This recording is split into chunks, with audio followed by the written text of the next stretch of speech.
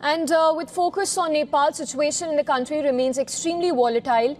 KP Sharma Oli has resigned as a Prime Minister amid protests in capital Kathmandu and other cities. In fact, earlier demonstrators even gathered outside KP Oli's residence, demanding accountability for Monday's fatalities. Also during the protest, demonstrators set fire to his residence. The central office of the Nepali Congress in Sinapa was also vandalized by the protesters. The Kathmandu District Administration Office has imposed an indefinite curfew inside the ring road area of the Nepalese capital, reintroducing restrictions just hours after an earlier order was lifted. So even as curfew remains in place, it's been defied by the protesters, as is evident in the visuals that have surfaced from Kathmandu and adjoining areas. According to reports, police even deployed tear gas to disperse the crowd.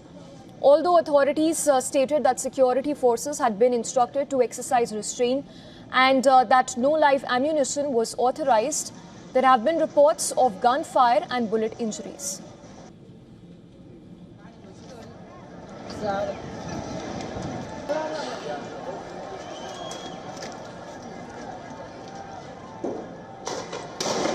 The Tribhuvan International Airport has been fully closed following escalating demonstrations. The Nepali army has been deployed to provide security at the airport.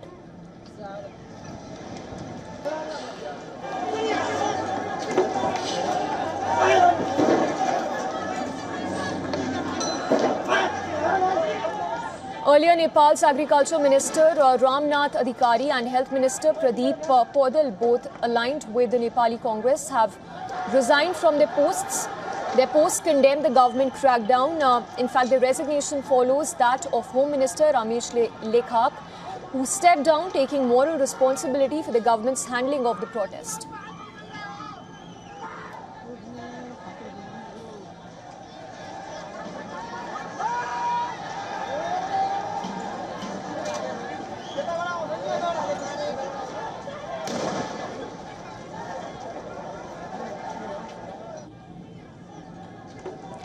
And while the situation remains extremely volatile in Nepal, neighbouring country India has also raised concerns over the protest, the arson, the violence that's been taking place for the last couple of hours. In a statement, India has said that it is closely monitoring the developments since yesterday and is deeply saddened by the loss of many young lives. Taking note that authorities have imposed curfew in Kathmandu and several other cities in Nepal, it advised Indian nationals there to exercise caution and adhere to steps and guidance issued by the Nepali authorities. An investigation committee has also been formed to look into the violence in the country. It has been given 15 days' time to prepare a report looking into the aspects of how the situation escalated and the possible factors behind it. Parallelly, UNICEF said that it is deeply alarmed by reports of violence against children. UN resident coordinator for the country described the situation so unlike Nepal and feared that casualty numbers may even rise. The European Union also in a statement expressed its deep regrets over the death and violence of the ongoing demonstrations in the country.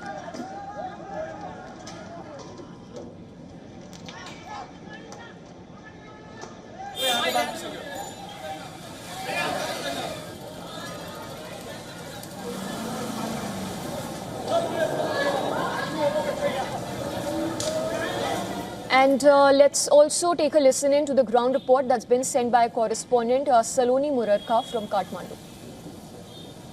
I'm standing at the moment at the International Airport of Nepal, where you see there is a heavy deployment of army officials who have been deployed to secure the airport premises. And while on this side, the protesters are trying to barge inside the compound of the airport, the international airport is on high alert. The airport authorities have informed that the international wing of the airport has been shut down for a while for security reasons. And these protesters here believe that many of the leaders and the Prime Minister will try to flee the country, and that's what they want to stop that from happening from. And these protesters say that today we are on ground for their friends, that they have lost in the protest yesterday. and to end the corruption, to topple the government and demand the resignation of the Prime Minister KP Sharma Oli. Many of the cabinet ministers of his government have stepped down, especially from his key coalition partner Nepali Congress. Now it is yet to see what will happen and how long will this government last. I'm Saloni Murarka reporting from Kathmandu for WION Nepal.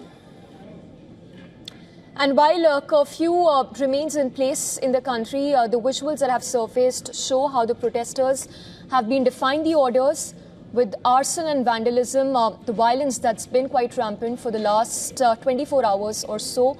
Let's go across to Sanjeev Funyal, who's joining us live from Kathmandu. He's a fact-checker editor at News Checker.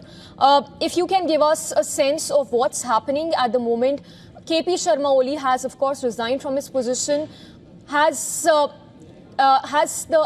authorities been able to pacify the situation at present, or are there still protests quite rampant, not just in Kathmandu, but adjoining areas as well? Yes, thank you for having me. Actually, yeah, the protests are taking place across several places, like not just in the major area of Kathmandu, but even like small police posts and some colleges. Yeah, I heard. I was just passing by a little while ago that they also vandalized this Nami college in Jorpati, and many police posts that it will take a few days to gather the perfect data on what sort of vandalism took place and arson attack. Yeah, the situation is still not under control.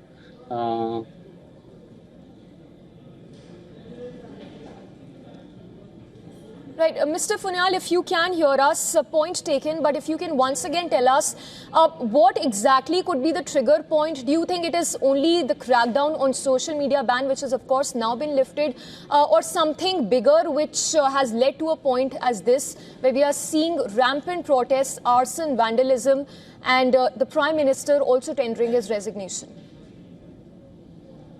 Yeah, actually, yeah, the things started going worse. It is not just social media, the ban on social media platform. Actually, the youths are really frustrated, and actually, the protest was aimed at. Protest was actually against corruption and impunity, and of course, like it was added by the restrictions on freedom of expression after the ban on social media. And this Gen Z, this group which has come out on the streets to protest against the government, actually was really frustrated with the way the things were functioning, and actually this recent ban had obviously triggered the situation, and it really Right. like fueled the small fire. Mr. Funyal, also, if you can tell us now that KP Sharma Oli has relinquished power, what is next? Because reports suggest that it was the army chief who actually asked KP Sharma Oli to tender his resignation, and we're now given to understand that it could be the army that could take over and take charge of all that's happening in the country. Well, it's too early to say like what will be the next course of action given the volatile situation. But the thing is that it will be the president who will accept the resignation of the prime minister, and then he's also the chief of he's head of Nepal Army, and he will be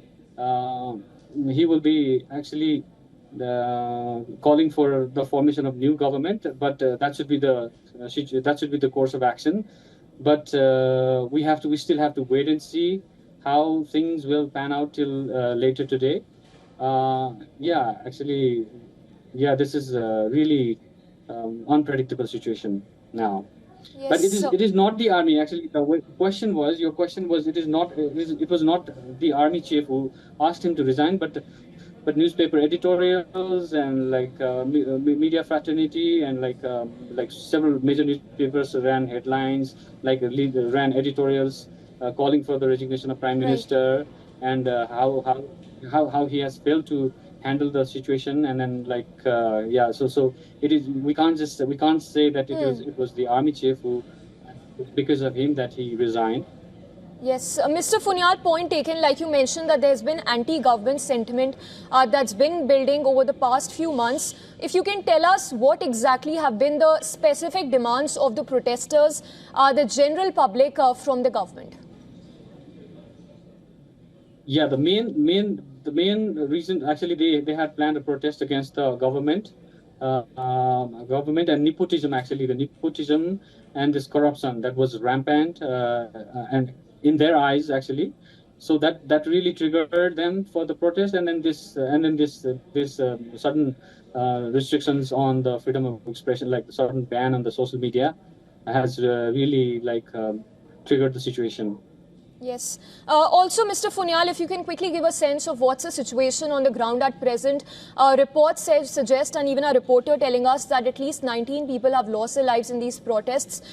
Is there any specific figure that is known as of yet? Because from what we understand, the death toll could even rise in wake of such scale of violence and unrest in the country.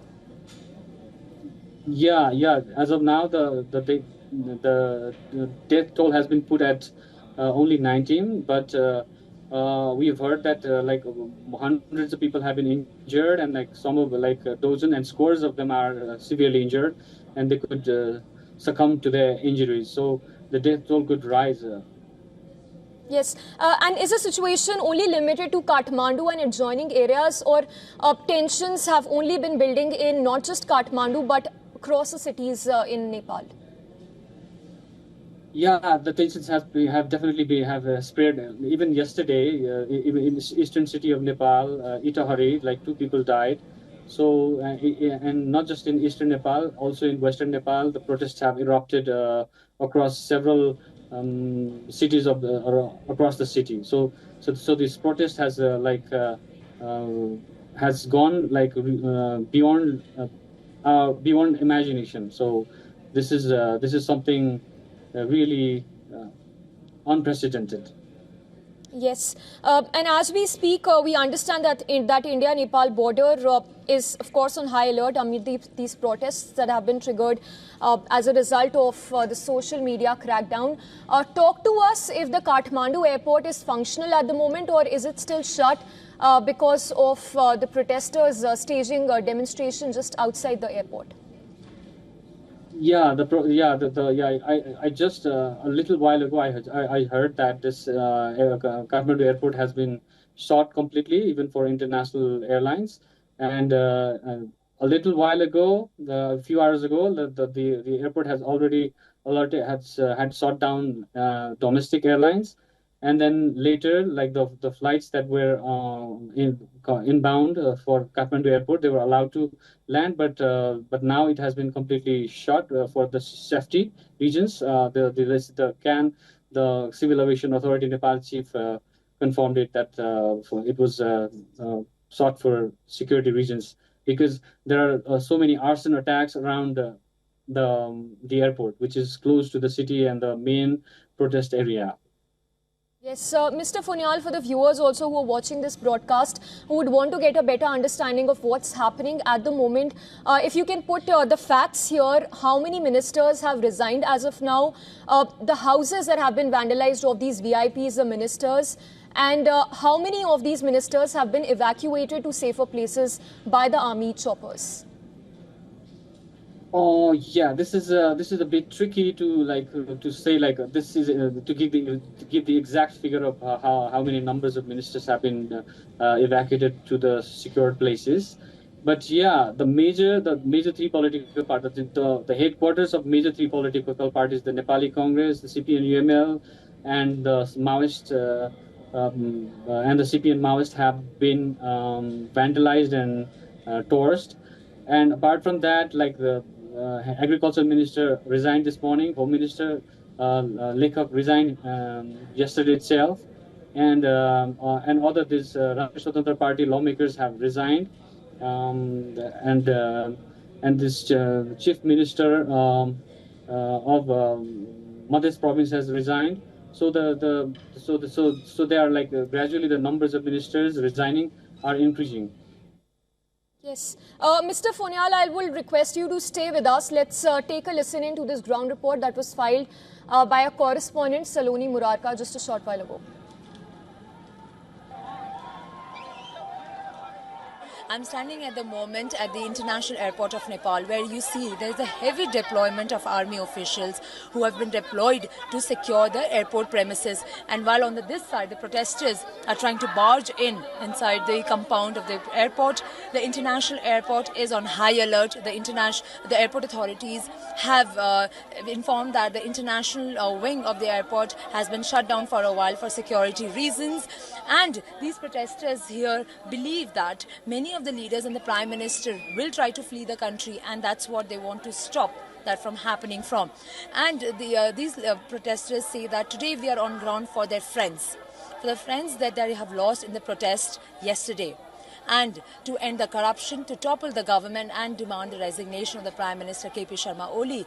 Many of the cabinet ministers of his government have stepped down, especially from his key coalition partner, Nepali Congress. Now it is yet to see what will happen and how long will this government last. I'm Saloni Murarka reporting from Kathmandu for WION Nepal. Yes, Mr. Fonial continues to be with us. Mr. Fonial, you are live from Kathmandu. Once again, if you can give us an understanding of what's happening at the moment, one, and also if you can talk to us about the general sentiment that is pervasive across the country, because from what it appears that there is an anti-government sentiment, of course, and a lot of these people were actually demanding the resignation of KP Sharma Oli from his post. Yeah, the situation right now is really grim. Actually, people are at in a way they are at loss. They cannot say for sure like what will happen next, since this was not expected at all, and the government could not handle it properly. And I think the way the violence is spreading today, even despite the coffee orders, that means that yesterday's loss of life in lives in police action and the government's handling of the crisis actually stoked today's conflict. So today's the violence. So this is really spiraling out of control. Things are. Yes, Mr. Fonial, just one quick point before we let you go. If you can talk to us about the situation at present just outside the airport. Are these protesters specifically lined up outside the airport and are not even letting those VIPs to be evacuated, probably in wake of all that's happening? Yeah, this one actually I am not close to the airport, so as of my knowledge, so they were staging protests earlier, but what happened now, I still need to check it because I cannot tell you for sure like what has happened right now, since my internet had also gone a little while ago, so it is too early to say like whether they have allowed the VIPs to enter or not. Yes, Mr. Fonial, and also many of us would also want to understand what happens next while the situation is extremely unpredictable as of now. Is there going to be a presidential rule next?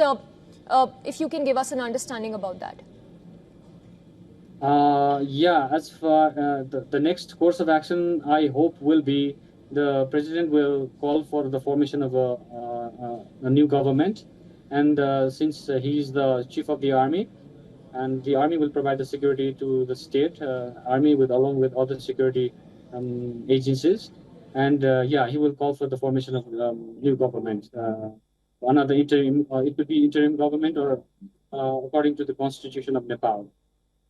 Yes, and one can only hope that this actually placates the concerns of the general public. Mr. Fonial, appreciate you joining us on the broadcast. Hope you are safe. But as we speak, situation is volatile and unpredictable as well, with KP Sharma Oli having resigned from the post of Prime Ministership.